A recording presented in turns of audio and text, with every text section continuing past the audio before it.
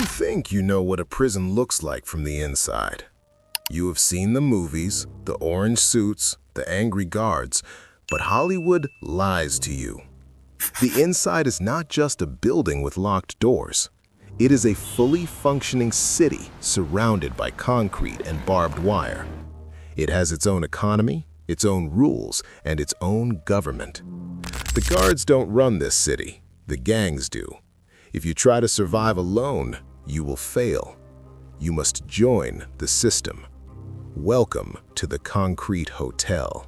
Level 1. The Fish. You are 22 years old, and the heavy bus stops at the gates. You step out, chained to a man you don't know. The air smells like bleach and old sweat. You are terrified, but you cannot show it. Predators look for fear. Fear makes you a target. You were put into a cell block with 100 other men. You have no affiliation. You are a nobody. On your first day in the yard, a group approaches you. They look like you. They come from your neighborhood. The leader asks you who you run with on the streets. You give them a name. It checks out. They offer you a seat at their table in the cafeteria.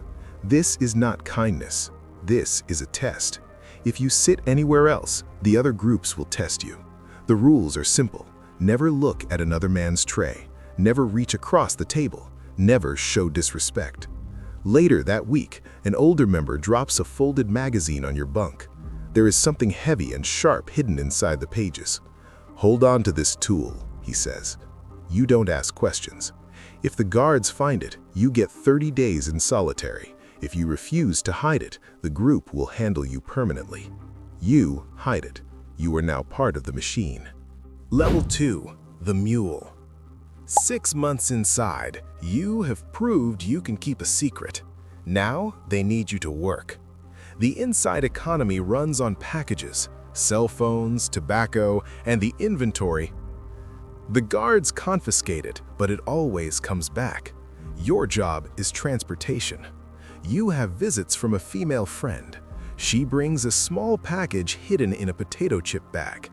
In the visiting room, the camera turns away for exactly 3 seconds. That is all the time you have. You take the package and you swallow it. It is incredibly painful. You cannot breathe properly, but you smile and finish the visit. You walk back to your cell block past the metal detectors. The detector doesn't beep for plastic wrap. You spend the next 2 days in your cell, waiting. When the package finally passes, you wash it in the small steel sink. You deliver it to the block captain. In return, you receive a carton of cigarettes. Cigarettes are gold. You use them to buy better food and a warm blanket. You are valuable to the group now. But it is a massive risk. If a package opens inside your stomach, you will not wake up.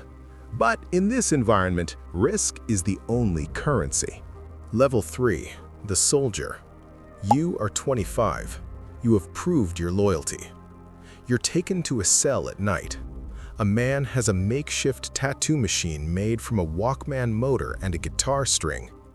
He inks the gang symbol on your chest. The pain is sharp, but the ink is permanent. You are officially patched in. You're a soldier now. This means you enforce the rules. The economy only works if people pay their debts.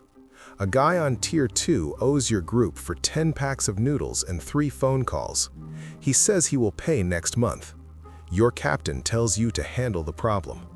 You wait in the shower room. There are no cameras there. The water masks the sound. When the debtor walks in, you confront him. You don't use words. You use the metal tool you were given on day 1. You send him to the infirmary with a sharp lesson. You leave the shower before the guards arrive. The debtor survives, but he learns his lesson. More importantly, everyone else on the block learns the lesson. Nobody misses a payment after that. You earn immense respect from your captain. Your cell gets a small television. You eat real meat smuggled from the kitchen. You are comfortable, but your hands are permanently dirty. Level 4. The Shot Caller. You are 35. You have spent a decade inside. The old boss is transferred to another prison. You step up. You now control the entire cell block. 200 men answer to you. You no longer hold the metal tools yourself. You point a finger, and younger soldiers do the work. Your daily life is pure management. You control the flow of the inventory coming from the corrupt guards. You set the prices for the entire block. A smuggled smartphone costs $1,000 on the outside, but inside, you sell it for $5,000. The money doesn't come in cash, it is wired to bank accounts on the outside. Your family on the streets becomes wealthy. You organize a system of taxes. Every hustle on your block gives you a 20% cut. If someone runs a gambling ring, you get paid.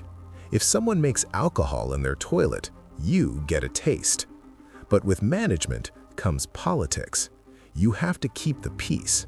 If your soldiers cause too much chaos, the guards will lock down the block. A lockdown means no movement, no visits, and no business. Business must flow. You hold court in the corner of the yard. Men come to you with disputes. You act as a judge. You are respected, feared, and incredibly wealthy in a place where money is invisible. But you are a manager in a company you can never leave. Level 5, the ambassador. You are 42. You control more than just your block. You are the face of your organization for the entire facility. Prison yards are heavily segregated by race and geography. The tension is always high. A single spark can ignite a massive riot. A riot is bad for everyone. It stops the money. Your job is diplomacy. You walk into the yard during recreation time. You meet with the shot caller of the rival faction. You don't fight, you play chess. While moving pawns, you negotiate territory. Who controls the kitchen? Who controls the laundry? You draw invisible borders on the concrete. You also negotiate with the administration. You meet privately with the warden. The warden needs the prison to run quietly to keep his job. You need the guards to look the other way during deliveries.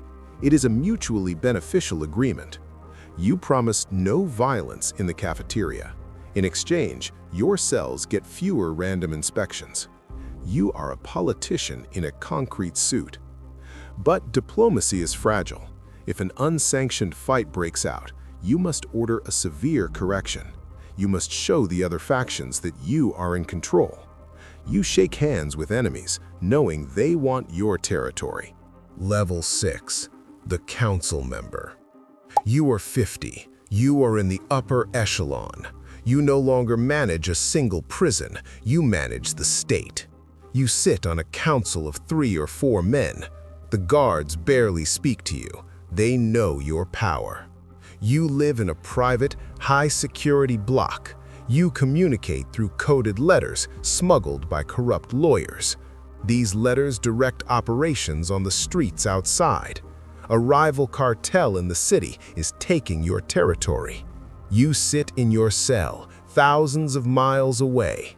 You write a single sentence on a piece of paper. The garden needs weeding. You hand it to your attorney during a legal visit. 2 days later, a warehouse on the outside burns down. You pull strings like a puppet master in a concrete box. The organization brings in millions, and you direct the investments. Real estate, legal businesses, offshore accounts. You are a CEO operating from a maximum security cage. But the feds are always watching. They build massive RICO cases, listening to every whisper. If a captain on the outside makes a mistake, the trail leads to you. So you must be ruthless. If you suspect an informant, you order them removed. No hesitation. The organization is bigger than any single life. You are an untouchable king, ruling an empire of dirt. Level 7. The end. The feds finally build their case. You are transferred to a federal supermax facility, ADX Florence, the Alcatraz of the Rockies. This is where the organization cannot reach. You are placed in a soundproof concrete box. You spend 23 hours a day alone. The furniture is made of poured concrete, so you cannot move it. There is a single slip window, 4 inches wide. It shows only a patch of empty sky. You cannot see the ground. You are stripped of all your power, all your influence. The guards deliver food through a small slot in the heavy steel door. You have no cellmates, no gang, no politics. You are completely disconnected from the empire you built. Your letters are heavily monitored and censored. The silence is absolute. It rings in your ears. Many men lose their minds here, screaming at the walls. But you endure.